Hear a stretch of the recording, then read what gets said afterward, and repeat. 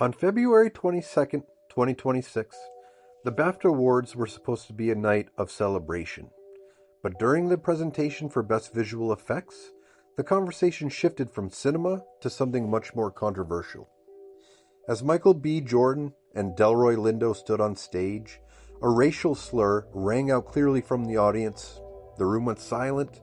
The presenters froze. We later learned the man responsible was John Davidson, a Tourette's activist who was there because of a film about his life, I swear, was nominated for an award.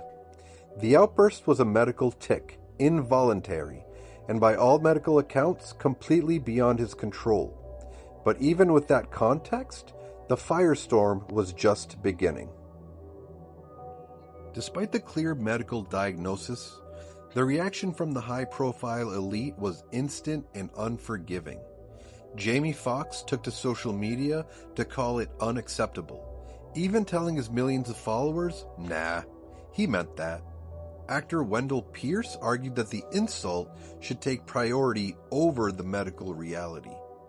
This moment wasn't just a celebrity feud, it was a perfect snapshot of a growing trend in 2026, asymmetric empathy. We live in a time where we are told to be sensitive to every struggle, yet we see a glaring double standard. If a medical condition clashes with a social taboo, the science is ignored in favor of the outrage. Today, we're asking why some groups are allowed to use dehumanizing language with total impunity, while a medical disability is treated as a malicious attack. It's time we talk about the rules that only seem to apply to one side.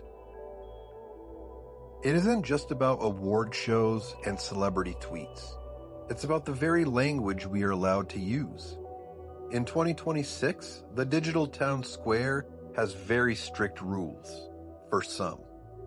We've all seen the immediate bans for using racial slurs against almost any group, yet there is a growing list of dehumanizing terms that seem to bypass every filter, from caveman and sun dodger to even more aggressive rhetoric.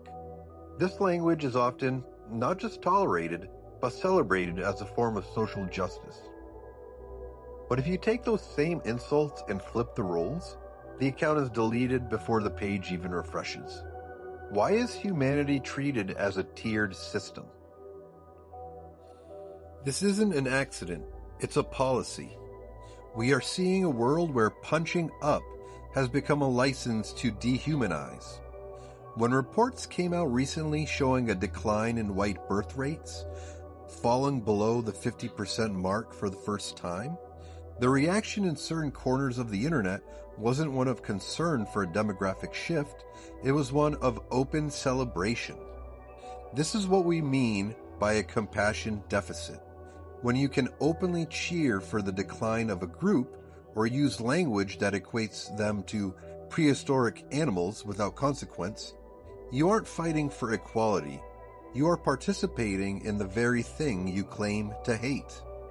The question we have to ask is, if the rules don't apply to everyone, are they really rules at all?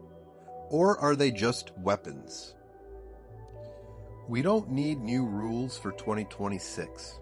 We just need the ones we already have to be applied equally. Empathy shouldn't have a preferred demographic, and medical conditions shouldn't be cast aside the moment they become politically inconvenient. If we truly want a society built on respect, we have to start by admitting that dehumanization is wrong, no matter who the target is. Whether it's a man with a disability on the BAFTA stage, or the language used in our daily feeds, the standard must be universal, because a rule that only applies to one side isn't justice, it's just an agenda. So thanks for watching. If you've noticed these double standards yourself, leave a comment below. Let's keep the conversation going, honestly.